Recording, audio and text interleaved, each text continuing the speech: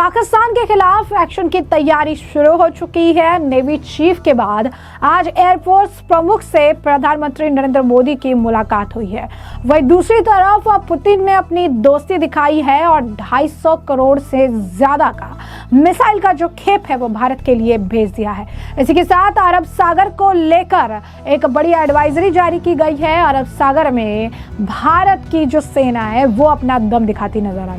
क्या कुछ है पूरा माजरा विस्तार से जानेंगे। सबसे पहले बात कर लेते हैं कि नेवी चीफ के इस मुलाकात के बाद एयरफोर्स के प्रमुख से आखिर क्यों मिले प्रधानमंत्री नरेंद्र मोदी। पहलगाम हमले को लेकर काफी ज्यादा अगर आप देखेंगे तो बयानबाजी देखने के लिए मिली और साथ ही साथ बड़े और कड़े एक्शन देखने के लिए मिले। पहलगाम मसले पर तनाव के बीच अब air chief marshal Amarpreet Singh ने प्रधानमंत्री नरेंद्र मोदी से मुलाकात की।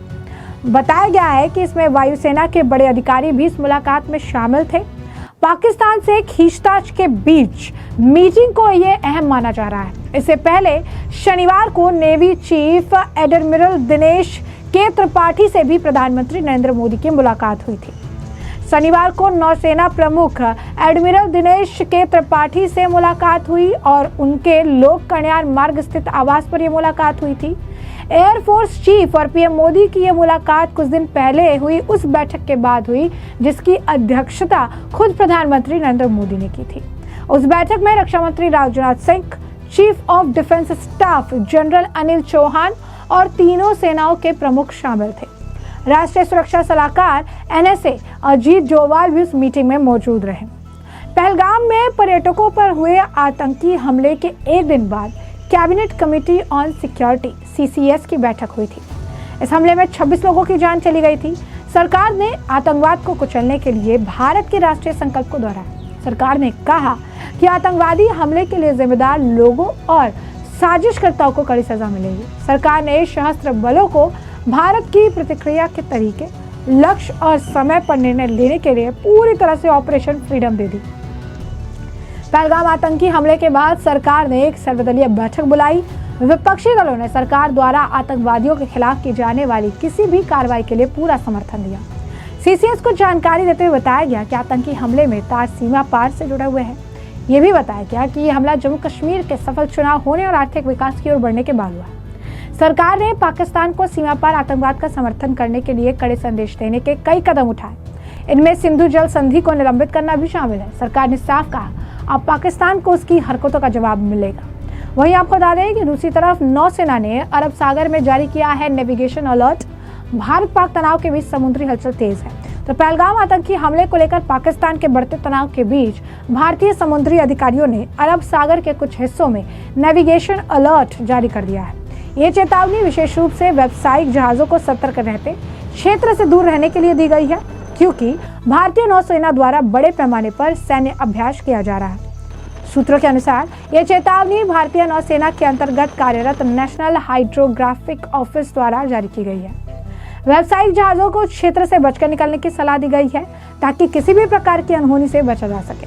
जानकारी के अनुसार नौसेना प्रमुख एडमिरल दिनेश के त्रिपाठी ने शनिवार शाम प्रधानमंत्री नरेंद्र मोदी से मुलाकात की। उन्हें समुद्री क्षेत्र में मौजूदा स्थिति की जानकारी दी। हालांकि इस बैठक को लेकर अभी तक कोई आधिकारिक बयान सामने नहीं आया। पाकिस्तान ने भी अपनी नौसेना को हाई अलर्ट कर दिया है इस बीच और उससे अपने समुद्री क्षेत्र में नेविगेशन वार्निंग जारी कर दी है।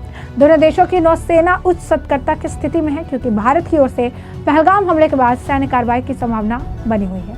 पाकिस्तान ने सिंधु जल संधि को निलंबित करने के भारत के निर्णय को भी युद्ध की कार्रवाई करार दिया था और इसे अंतर्राष्ट्रीय मंचों पर चुनौती देने की चेतावनी दी थी। दोनों देशों के बीच बढ़ता तनाव न केवल थल सीमाओं बल्कि अब समुद्री सीमाओं पर भी दिखाई देने लगा है। भारत दिन पर दिन पाकिस्तान पर नकेल कसते जा रहा है। सेनाओं को खुली छूट मिल चुकी है। बता दें आपको, पहलगाम में 22 अप्रैल को कुछ आतंकी ने 26 लोगों को गोली मार दी थी। इस हमले को अंजाम देने के बाद आतंकी जंगल की तरफ भाग खड़े हुए। हमले के बाद भारत और पाकिस्तान के बीच तनाव चरम पर पहुंच गया। भारत ने साफ कर दिया कि वो आतंकी हमलों का बदला लेकर रहेगा। पीएम मोदी ने सेनाओं को खुली छूट भी दे दी है।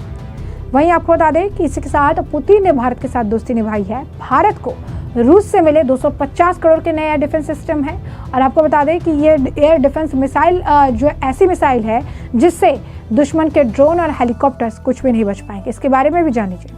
तो भारतीय सेना को रूस से अत्याधुनिक इग्ला-एस एयर डिफेंस मिसाइलें प्राप्त हुई, जिससे देश की वायु रक्षा क्षमता में बड़ा इजाफा हुआ।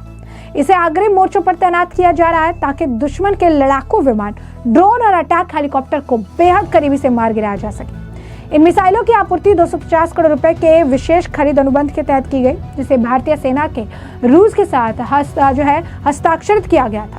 यह सौदा तत्काल परिचालन जरूरतों को ध्यान में रखते हुए किया गया ताकि सीमावर्ती क्षेत्रों में वायु रक्षा को और सुदृढ़ किया जा सके। इस इन्वेंट्री बूस्ट से पाकिस्तान के साथ पश्चिमी मोर्चे पर सेना की मिसाइल क्षमता और मजबूत होगी। सेना और वायुसेना के बाद 1989 से ही पुरानी इग्ला-एस सिस्टम है, लेकिन कंधे से दागी जाने वाली इग्ला-एस एक बेहतर संस्करण है जिसकी इंटर स्पेशल रेंज 6 किलोमीटर तक है। इन्हें एक सैनिक कंधे पर रखकर चला सकता है। ये लक्ष्य को पहचानने और लॉक करने के बाद ही अपने आप उसे भेद देती है। इग्ला-एस एंटी एयरक्राफ्ट मिसाइल का वजन 10.8 किलोग्राम होता है, जबकि पूरे सिस्टम का वजन 18 किलोग्राम। सिस्टम की लंबाई 5.16 फीट होती है, व्यास 72 मिलीमीटर। इस मिसाइल की नोक पर 1.17 किलोग्राम वजन का विस्फोटक लगाया जाता है। इग्ला-एस की रेंज 5 से 6 किलोमीटर है, अधिकतम 11,000 फीट तक जा सकती है। मिसाइल 2,266 किलोमीटर प्रति घंटा की रफ्तार से टारगेट की तरफ बढ़ती है, यानी दुश्मन को बचने का मौका कम मिलता है। सूत्रों के अनुसार भारतीय सेना को वायु रक्षा को बढ़ावा देने के लिए अधिक उपकरण मिलेंगे, क्योंकि वायुसेना ने भी इसी तरह के अनुबंध पर हस्ताक्षर किया है ताकि समन्वित तरीके से देश की वायुसेनाओं को बहुस्तरीय सुरक्षा प्रदान की जा सके। ये कदम ऐसे समय में उठाया गया जब भारत को पाकिस्तान और चीन दोनों ओर से वायु और ड्रोन खतरों का सामना करना पड़ सकता है। इन मिसाइलों के आने से भारत सेना की प्रतिक्रिया क्षमता में काफी तेजी और सटीकता आएगी, और ये एक बहुत बड़ा प्लस पॉइंट भारत के लिए है। और जिस तरीके से भारत एक्शन ले रहा है, भारत अगर आप कहेंगे कि फैसला ले रहा है, पाकिस्तान और पाकिस्तानी इस वक्त इसे देखकर कांप रहे हैं। कहा जा रहा है कि पुतिन के साथ भारत की दोस्ती और जिस तरीके से अमेरिका ने भी भारत को अपना समर्थन दे दिया इस पूरे मामले में, इसे लेकर भी पाकिस्तान के अंदर बेहद ज्यादा हलचल तेज हो चुकी है। मैं आपको बता दें कि भारत जो है जोरों शोरों से तैयारी कर रहा है, किसी भी तरीके से पाकिस्तान को बचने का मौका नहीं दिया जाएगा। और यही कारण है कि भारत ने अब पूरी तरीके से, चाहे बात जल की हो, थल की हो, वायु की हो, हर तरीके से अपने डिफेंस सिस्टम को बेहतर और मजबूत करा दिया गया है। और यही कारण है कि वायुसेना प्रमुख से जो प्रधानमंत्री नरेंद्र मोदी की मुलाकात हुई है, इसके बाद से चर्चाओं का बाजार गर्म है। ऑलरेडी प्रधानमंत्री नरेंद्र मोदी ने CCS की बैठक हुई थी, और उसके बाद उन्होंने ऑपरेशन फ्रीडम दे दिया, यानी उन्होंने वायुसेना को और नेवी सेना को, जो भी सेना है, उन सभी को कहा समय आपका, टारगेट आपका, लोग आपके, आप अपने अकॉर्डिंगली जो है टारगेट सेट करिए और उसे भेद गिराइए। इसके बाद अब लगातार बैक टू बैक बड़ी जो है बैठकें हुई है। कहा जा रहा है कि पाकिस्तान के खिलाफ एक और बड़ी सर्जिकल स्ट्राइक की तैयारी अब मोदी सरकार कर रही है। तो ऐसे में हमने आपको जो पूरा मामला है विस्तार से बताया। अब इस मामले को लेकर आपकी जो भी राय हो कमेंट सेक्शन में कमेंट करके जरूर से जरूर साझा करिएगा। धन्यवाद।